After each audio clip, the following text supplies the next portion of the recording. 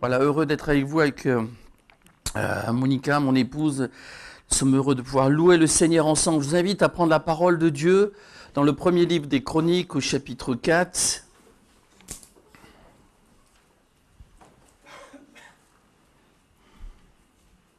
Et verset 18. 1 Chroniques 4, 18. Voilà, le Seigneur agit dans le monde entier. Et le feu qui a démarré le jour de la Pentecôte brûle toujours. Il est au milieu de nous et dans le monde entier. Et il va de l'avant. Alors c'est extraordinaire parce que nous voyons que l'évangile augmente dans les cœurs, mais en même temps nous voyons que le péché aussi augmente. Nous voyons que certains hommes s'éloignent de Dieu. Des hommes, des femmes s'éloignent de Dieu et d'autres se rapprochent du Seigneur. Ça me fait penser à ce verset qui dit eh bien, que celui qui est saint se sanctifie encore.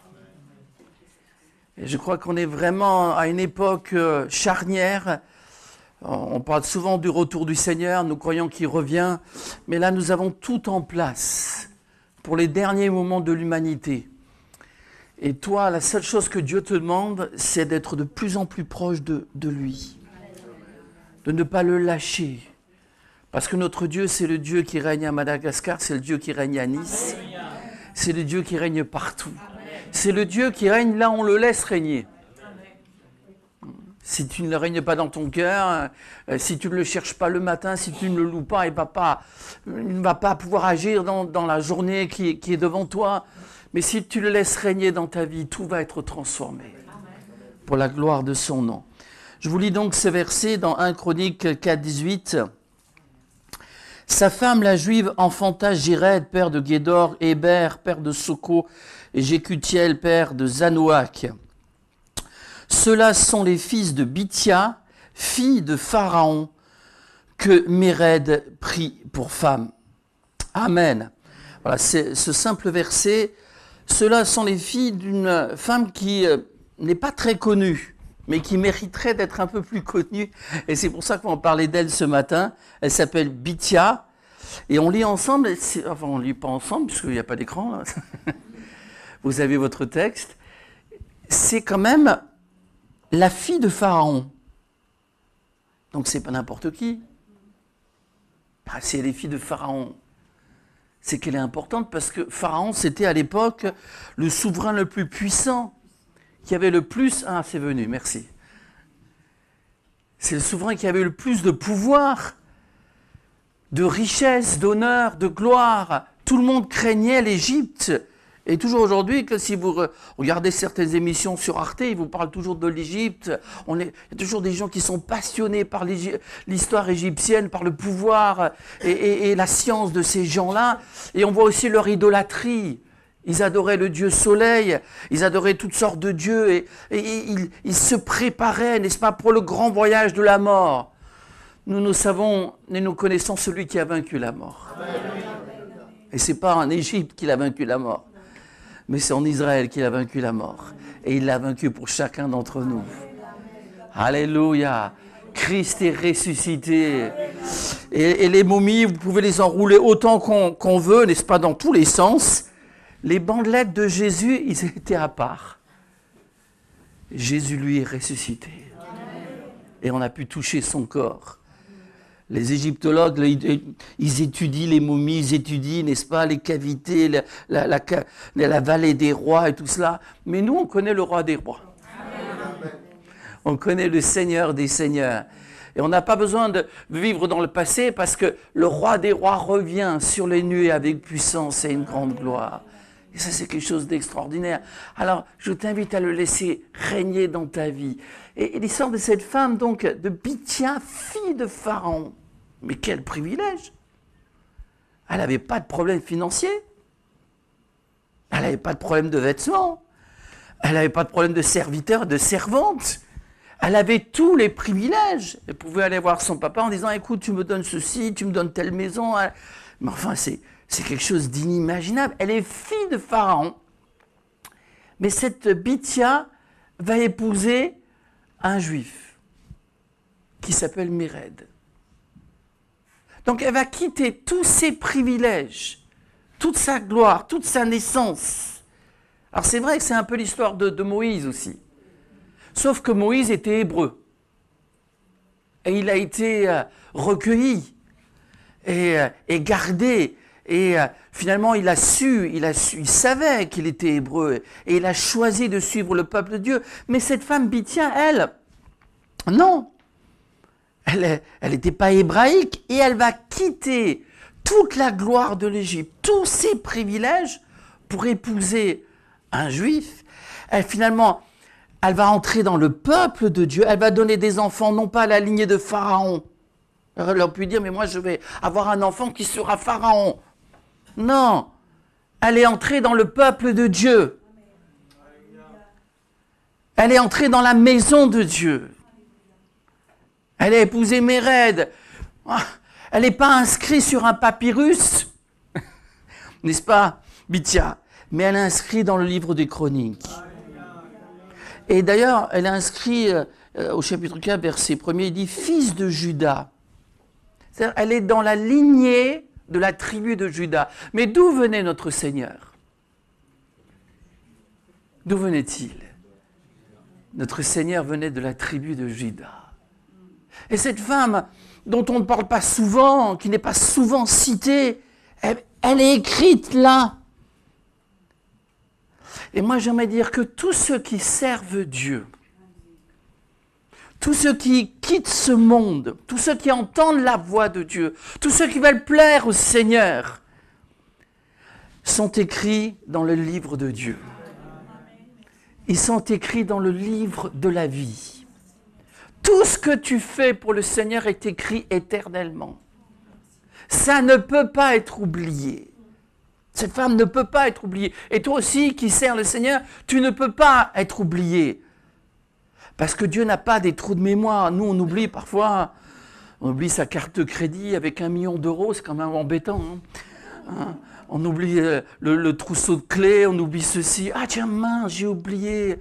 Mais je t'avais dit, non, mais Dieu n'a pas de trou de mémoire.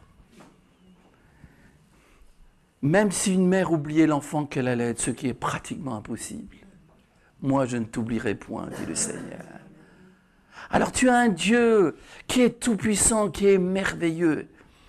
Et Bithia, dont il est dit qu'elle est fille de Pharaon, a refusé cet héritage. Et elle est devenue fille de Dieu. Parce que Bithia veut dire fille de Dieu. Fille du Seigneur. Il vaut mieux être fille de Dieu, fils de Dieu, que d'avoir les privilèges de ce monde, de jouir de certains plaisirs. Ah, je veux profiter. Tu veux profiter de quoi? Un jour, tu te retrouveras seul. Tu te retrouveras abandonné. On oublie ceux qui ont été élevés dans la gloire. On les oublie très vite. Notre monde, c'est l'amour qui naît. Je te prends, je te jette. Mais Dieu, notre Dieu est fidèle. Fille de Dieu. J'aimerais ce matin que nous puissions réaliser ensemble ce privilège de faire partie de la famille de Dieu. Tu as pris le pain et le vin ce matin. Nous qui sommes plusieurs, nous participons à la même table. Nous participons à un même pain. Jésus t'a invité à sa table. Tu dresses devant moi une table en face de mes ennemis. Et ma coupe déborde. Oui, devant mes ennemis, eh bien moi je mange à la table du Seigneur. Et à la table du Seigneur, il y a mes frères et mes sœurs. Alléluia. La Bible dit dans l'Épître aux Éphésiens qu'il y a un seul corps. Il y a un seul Dieu et Père de tous. Et c'est formidable cela. J'aimerais que tu réalises et que tu vives ce que Bithia a vécu parce qu'elle a préféré être appelée fille de Dieu plutôt que fille de Pharaon. Elle a tourné le dos au monde, à l'Égypte, à Pharaon, pour servir le Dieu d'Abraham, d'Isaac et de Jacob. Alors comment est-ce que nous entrons dans cette famille merveilleuse? On lit ensemble dans Jean chapitre 1er. Jean chapitre 1er.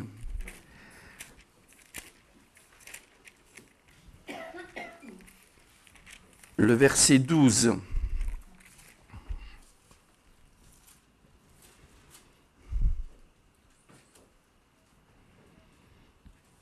On peut même lire à partir du verset 9 pour être dans le contexte. Vous savez que dans Matthieu, Marc, Luc, les évangiles synoptiques, c'est-à-dire d'un même coup d'œil, se ressemblent beaucoup, même si chacun de ces évangiles a sa particularité. On nous raconte la vie de Jésus, son ministère, et on nous raconte qu'à la fin, il a été rejeté. Mais dans l'évangile de Jean, on nous le dit dès le départ qu'il va être rejeté par le monde. Ne te fais pas d'illusions. Ce monde ne veut pas de Jésus. Si Jésus revenait aujourd'hui, les religieux le rejetteraient. Comme il a été rejeté la première fois. Le monde n'a pas de place pour Jésus. Mais dans ce monde, Dieu s'est choisi des enfants. Dans ce monde, Dieu t'a choisi pour que tu lui appartiennes. Donc on lit ensemble au verset 9, Jean 1, 9. Cette lumière était la véritable lumière qui, en venant dans le monde, éclaire tout homme. Elle était dans le monde, et le monde a été fait par elle, et le monde ne l'a point connue. Elle est venue chez les siens, et les siens ne l'ont point reçue. Il n'y a pas de place pour Jésus au milieu des colloques politiques. Au milieu des guerres de ce monde, on n'invoque pas le Seigneur. Les gens n'invoquent pas le prince de la paix. Si tout le monde se tournait vers le prince de la paix, il y aurait la paix dans ce monde. C'est pour cela que nous attendons le prince de la paix. Et quand Jésus posera ses pieds sur le mont des Oliviers, il n'y aura plus de guerre, ni en Ukraine, ni au Soudan, ni partout. Il n'y aura plus de famine, il n'y aura plus de misère, il n'y aura plus de pauvreté. Et ce sera la gloire de Dieu sur la terre. Et le monde entier, il connaîtra l'Éternel et le Seigneur comme l'eau couvre le fond des mers. Elle est venue chez les siens et les siens ne l'ont point reçue. En Israël, on n'a pas reçu la parole de Dieu. On n'a pas reçu celui qui était l'incarnation, n'est-ce pas, de la volonté de Dieu. Moïse a écrit de Jésus, Abraham s'est réjoui de son jour, mais quand Jésus vient, personne ne comprend rien. Alors ne sois pas comme ces gens. Parce que Dieu t'a donné son Saint-Esprit pour que tu comprennes. Et tu n'as pas besoin d'un grand professeur, tu n'as pas besoin d'aller jusqu'au bout de la terre pour comprendre ces choses. Si tu lis la parole de Dieu et que tu laisses le Saint-Esprit t'enseigner, tu seras enseigné. Le plus grand péché, c'est de rejeter Jésus. Le plus grand péché, c'est de rejeter celui qui nous dit « je t'aime ». Le plus grand péché, c'est de rejeter celui qui a porté nos fautes sur la croix du calvaire. Jésus est le don de Dieu. Jésus ne nous demande pas d'être des gens extraordinaires. Il sait qui nous sommes. Il sait de quoi nous sommes capables. Il ne nous aime pas à cause de nos capacités. Il nous aime parce que c'est sa nature. Et il nous aime parce que nous avons reçu Jésus. Et nous voulons continuer à le recevoir dans notre vie. Nous voulons continuer dans ce chemin et nous voulons que Jésus grandisse dans notre cœur. Alors béni soit le Seigneur, le monde, hélas, du moins n'a pas reçu le Christ, Israël n'a pas reçu, mais il y a un mais. C'est pour ça qu'on veut bénir le Seigneur. Verset 12, mais. Et s'il y a quelqu'un au milieu de nous qui ne fait pas encore partie de ces gens-là, ne passe pas à côté du plan de Dieu. Mais à tous ceux qui l'ont reçu, est-ce qu'on l'a reçu? Dieu ne demande pas des choses incroyables, il te demande de le recevoir. De lire sa parole, de te faire baptiser, de prendre le pain et le vin, de mettre ta vie en règle, d'éteindre la télé, de fermer ton portable et dans le lieu secret de chercher sa face. C'est pas impossible cela pour toi. Béni soit le Seigneur. À tous ceux qui l'ont reçu, à ceux qui croient en son nom. Est-ce que nous croyons dans le nom de Jésus? Alléluia. Elle a donné le pouvoir. Quel pouvoir? De devenir enfant de Dieu. Bithia. Elle était fille de Dieu, mais tu peux devenir enfant de Dieu. C'est une nouvelle naissance. C'est pas parce que tu as rempli des lignes et que tu as reçu un diplôme ou que tu aurais une carte de baptême, tu es membre d'église, c'est bien. Mais ça ne remplacera jamais le fait. Il y a des gens qui sont membres d'une église et qui ne sont pas nés de nouveau. Tu es rentré dans la famille de Dieu. Tu as reçu le pouvoir de devenir enfant de Dieu, lesquels sont nés, pas par une puissance humaine, par le sang humain, par de l'amour humain, mais tu es né de l'amour de Dieu. Voyez quel amour le Père nous a témoigné pour que nous soyons appelés ses enfants. Est-ce que tu es un enfant de Dieu? Qu'est-ce qui te marque? Est-ce que tu considères que tu es à la fois enfant de Dieu et enfant de ce monde? Mais Bithia, elle ne pouvait pas choisir. Elle ne pouvait pas rester au milieu des idoles, au milieu de la puissance de Pharaon, au milieu de l'idolâtrie et de la sorcellerie et de tout ce qui était mauvais. Non, elle a dit, j'ai choisi. Moi, je vais épouser Méred et je vais lui donner des enfants. Et moi, je choisis Jésus-Christ. En mon cœur, je choisis de servir Jésus-Christ. Et je veux porter des fruits dans la maison de Dieu. Je bénirai le nom du Seigneur dans la maison du Seigneur. Je bénirai le nom du Seigneur avec mes frères et sœurs. Et je ne m'arrêterai jamais parce que le Saint-Esprit m'en donnera la force. Alléluia. Alors tu rentres dans cette famille extraordinaire par la nouvelle naissance. Et tu dois apprendre que les choses de ce monde, eh bien, sont passagères. C'est vrai que à une certaine époque de ma vie, je considérais, ben voilà, que tel, oh là là, si mon équipe de football pouvait gagner la Coupe d'Europe, ce serait formidable. Vous voyez, quand ils gagnent, ils deviennent fous, hein. Ils sont comme ça, là. Mais au moins, ils savent à quelle équipe ils appartiennent. Ils seraient presque prêts à donner leur vie. Il faut que tu choisisses aussi, mon frère, ma sœur. Tu dois abandonner certaines choses. Parce que tu appartiens au Seigneur. Et tu dois l'aimer de tout ton cœur. On va lire ensemble dans la première épître de Jean, au chapitre 2.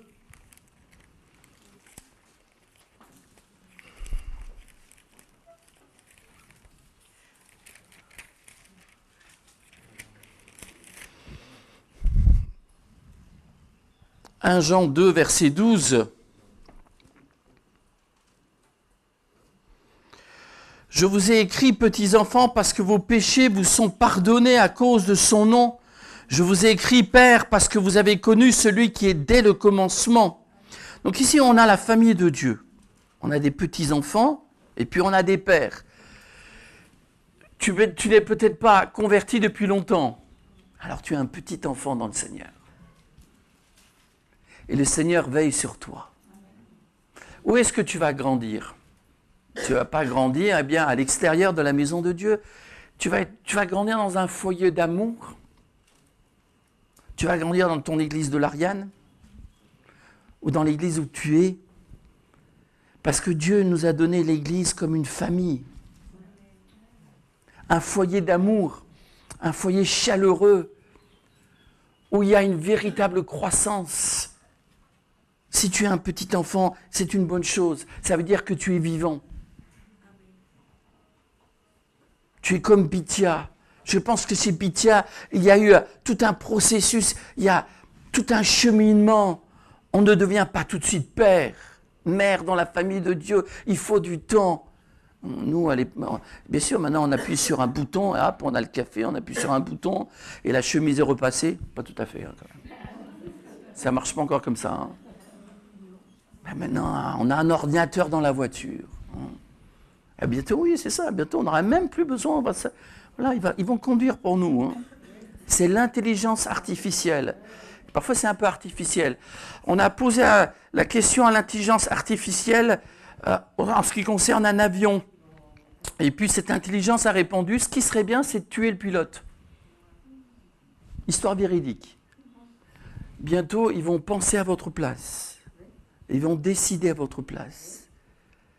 Et l'être humain sans Dieu est dans une sorte de folie. On n'arrive plus à maîtriser les choses.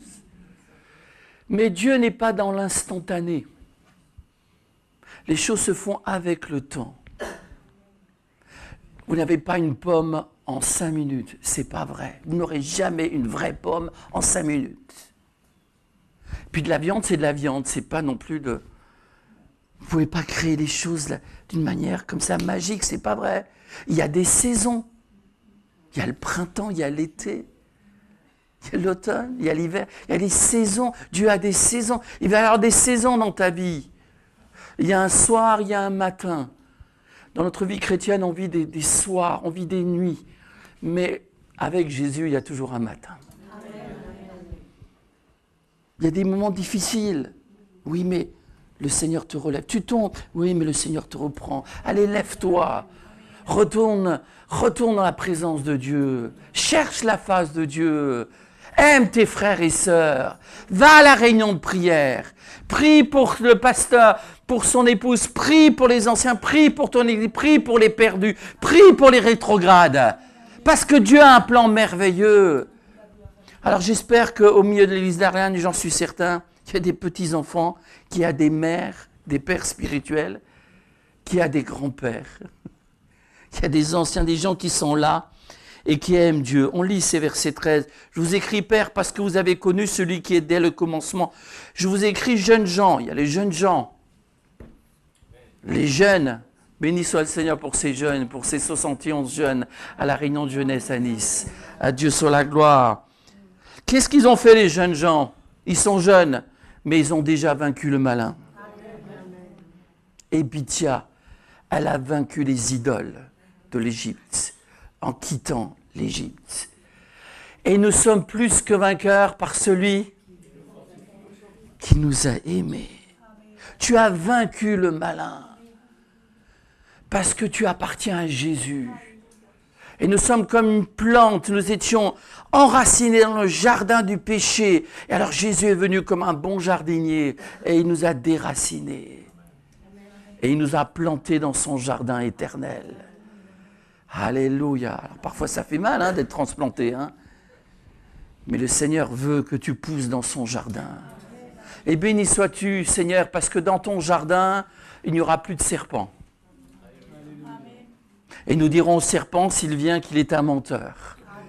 Et nous rejetterons ses doutes et ses mensonges. Je vous ai écrit, petits enfants, parce que vous avez connu le Père. Je vous ai écrit, Père, parce que vous avez connu celui qui est dès le commencement. Je vous ai écrit, jeunes gens, parce que vous êtes forts. Et que la parole de Dieu demeure en vous. Et que vous avez vaincu le malin. N'aimez pas le monde, ni les choses qui sont dans le monde. Si quelqu'un aime le monde, l'amour du Père n'est point en lui. Car tout ce qui est dans le monde, la convoitise de la chair, la convoitise des yeux et l'orgueil de la vie ne vient point du Père, mais vient du monde. Et le monde passe et sa convoitise aussi. Mais celui qui fait la volonté de Dieu demeure éternellement. Encore une fois, petits enfants, verset 18, c'est la dernière heure. Dans la famille de Dieu, il y a ceux qui sont nés à la première heure, le jour de la Pentecôte. La Pentecôte, c'est la naissance de l'Église de Jésus-Christ. Le feu est descendu. Et Jésus a dit, je bâtirai mon Église. Qu'est-ce qu'il a dit? C'est Jésus qui l'a dit. Il a dit, moi. Celui qui a vaincu la mort, qui a porté nos péchés, a dit, je bâtirai mon Église. C'est la sienne. Et tout l'enfer, et toutes les philosophies, et toutes les théories de l'évolution, la théorie de tout ce que vous voulez, théorie de toutes les justifications de tous les péchés, tous les mensonges, eh bien tout ça, ça ne tient pas. Parce que Jésus bâtit son Église. Il l'a bâtie. Et tu ferais mieux de bâtir avec lui. Et c'est ce que Bithia a compris. Elle voulait bâtir avec le Dieu d'Abraham, d'Isaac et de Jacob.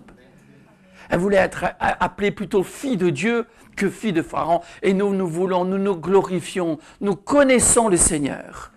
Et nous nous glorifions du plan de Dieu. La première heure, c'est la naissance de l'Église. Maintenant, nous, c'est la dernière heure.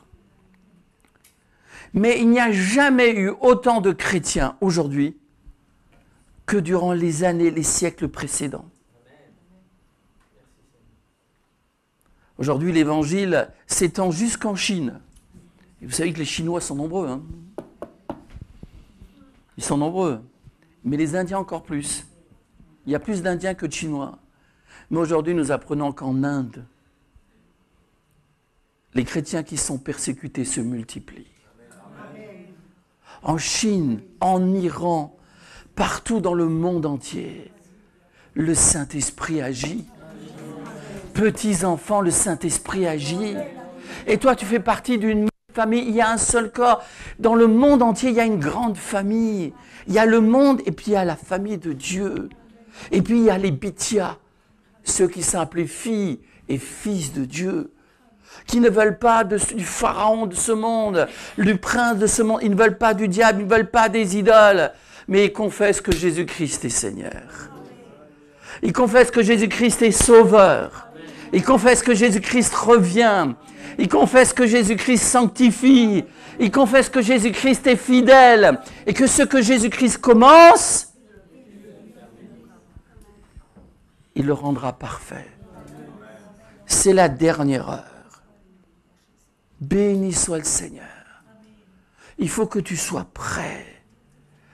J'aimerais vous faire remarquer quelque chose qui est important.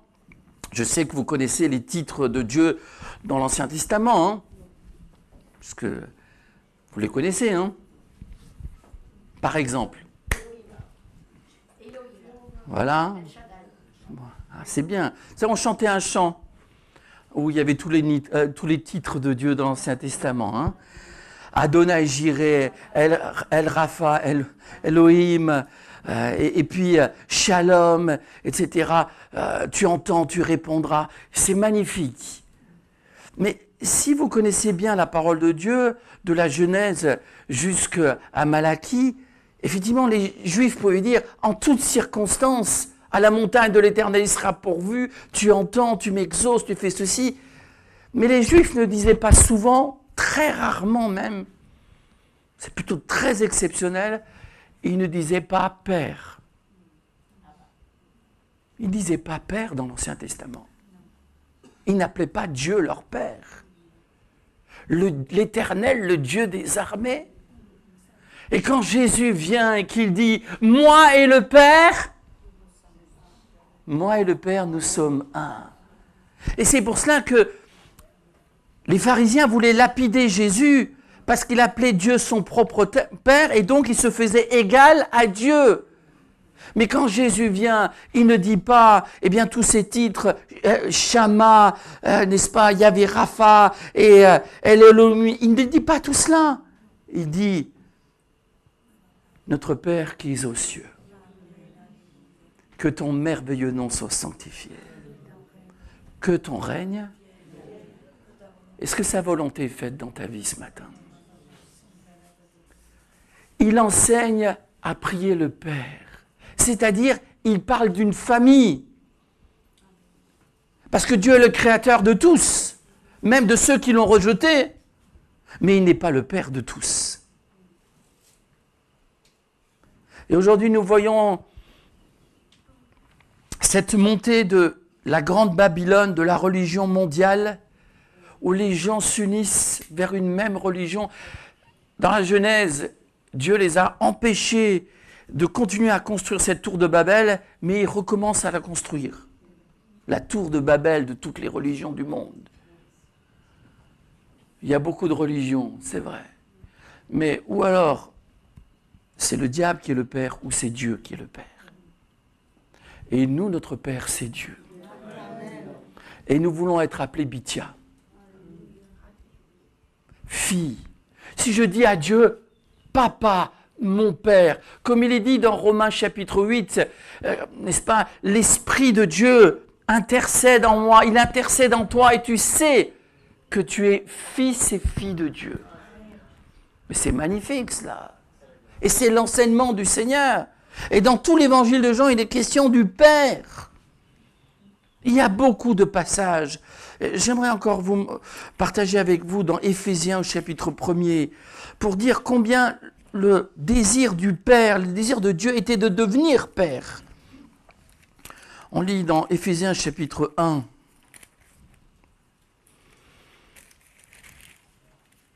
C'est un désir qu'il y a aussi en nous, de pouvoir donner la vie. Et nous sommes à l'image du Créateur. Dieu a créé, mais il veut être plus que le Créateur. Il veut être Père. Éphésiens chapitre 1, verset 3. Béni soit le Dieu, on le dit ensemble, béni soit le Dieu, le Père de notre Seigneur Jésus-Christ, qui nous a bénis de toutes sortes de bénédictions spirituelles dans les lieux célestes en Christ. Donc ton habitation, elle est dans le ciel. Tu as un appartement sans taxe au ciel qui t'attend. Il y a plusieurs demeures dans la maison de mon... Si cela n'était pas, n'est-ce pas, je vous l'aurais dit. Et il n'y aura pas de taxe, il n'y aura pas d'arthrose. On aura un corps magnifique, un corps spirituel, et on s'y réjouit. On continue. En lui, Dieu nous a élus avant la fondation du monde pour que nous soyons saints et irrépréhensibles devant lui. Nous ayant prédestinés. Donc, on reste sur ce verset. Vous vous rappelez 1 Jean 3,1. Voyez de quel amour le Père. C'est l'amour de Dieu qui compte. Alors, les enfants de Dieu sont différents. Dieu a des enfants complètement différents, mais ce sont ses enfants. Il y a toutes sortes d'églises dans le monde. Des gens qui louent d'une manière différente, qui chantent d'une manière différente. Mais s'ils sont nés de nouveau, ce sont nos frères et sœurs. Alléluia. Alors, qu'est-ce qu'il voulait dans son amour? Il nous a prédestinés dans son amour à être quoi? Ses enfants d'adoption par Jésus-Christ selon le bon plaisir de sa volonté. Ce n'est pas ma volonté. Ce n'est pas la volonté des hommes. Ce n'est pas dans les plans humains. Mais dans les plans divins, eh bien, Dieu a fait grâce à une femme qui s'appelait Bithia, qui a refusé la famille de Pharaon. Moi, je m'en fiche de faire partie de la famille de Pharaon. Ce que je veux, c'est rentrer dans le peuple de Dieu. Un jour, Jésus était là et ses parents ne comprenaient pas le plan de Dieu. Sa mère ne comprenait pas le plan de Dieu. Ses frères ne comprenaient pas le plan de Dieu. Et Jésus était là et les gens l'écoutaient. Jésus était au centre. Et Jésus est au centre de l'église de l'Ariane. Jésus doit être au centre de notre vie. Et alors, on va lui dire, mais ta mère et tes frères te demandent. Et même, il disait, mais il a perdu la tête, il est fou, Jésus. Non, Jésus n'est pas... S'il est fou, il est fou d'amour pour toi. Et il dira, mais qui est ma mère? Qui est mon frère? Qui est ma sœur? Qui est ma famille? Ce sont ceux qui écoutent la parole de Dieu, qui la mettent en pratique. De toute éternité, Dieu voulait une famille. Et Dieu nous a donné un frère, un grand frère, un frère saint, un frère parfait, un frère immaculé. Dieu nous a donné le nouvel Adam. Le premier Adam a chuté. Et il nous a entraînés dans sa chute. Et nous-mêmes, nous avons péché. Mais Dieu nous a donné un frère, un nouvel Adam, un homme parfait. Jésus est venu et il avait du sang dans ses veines. Il a été tenté comme nous en toutes choses. Mais il est devenu, par ses souffrances, il est devenu le prince de notre salut, comme le dit l'Épître aux Hébreux. Il a été élevé à la perfection par les souffrances. Quelle gloire! Et il nous sanctifie. Nous pouvons tous regarder vers ce grand frère. Jésus a été identifié à nous. Et grâce au Christ, la porte est ouverte. Et nous faisons partie d'une famille merveilleuse qui a été annoncée dès la fondation du monde. Et les anges et les archanges se réjouissent quand il y a un baptême. Parce que pourquoi ils se réjouissent? Pas parce qu'on est trompé dans un peu d'eau. C'est parce que ça veut dire que quelqu'un a changé de famille. Pourquoi tu te fais baptiser? Pour dire à tout le monde que tu as changé de famille. Tu es baptisé au nom du Père, du Fils et du Saint-Esprit. Éphésiens, toujours au chapitre 5 et verset 1er.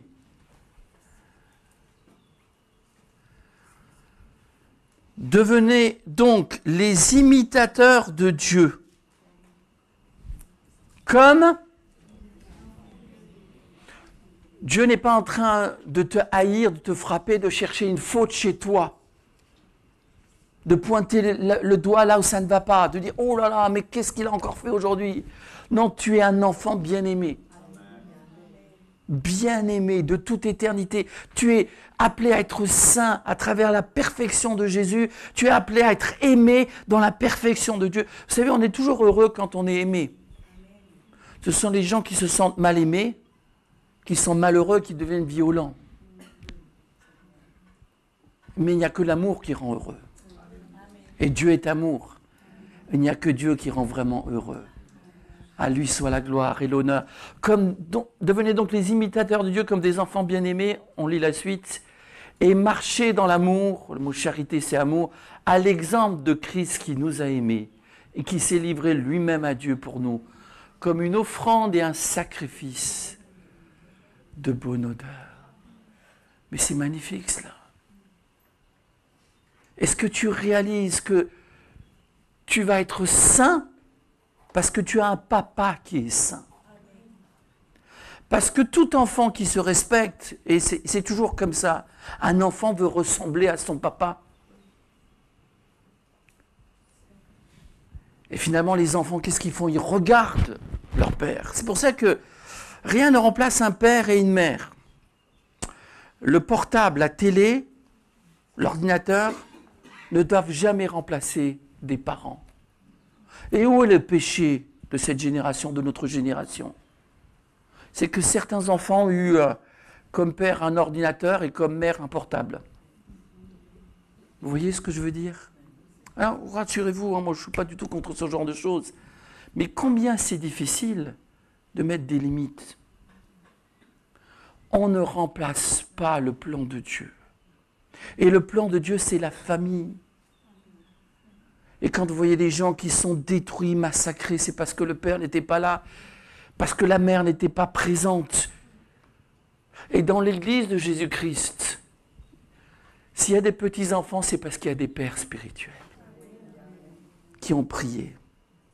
C'est parce qu'il y a des mères. Dieu veut que tu deviennes une mère pour un jeune baptisé. C'est parce que des gens ont prié, ont témoigné, parce qu'ils ont téléphoné, dit où tu en es, est-ce que tu progresses? Est-ce que quand nous sortons de l'église, nous parlons vraiment de Jésus-Christ? Qu'est-ce que Jésus a fait dans ta vie cette semaine? Quel est le verset, le verset qui t'a fait du bien? Quel est le verset qui t'a encouragé? De quoi nous parlons-nous?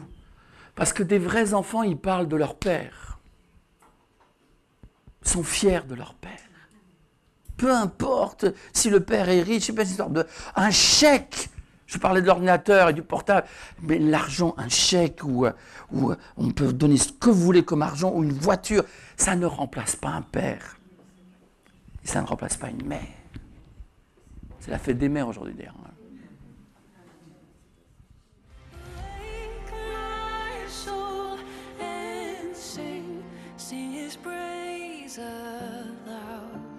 Sing his praise aloud. Oh, awake my soul and sing his praise aloud.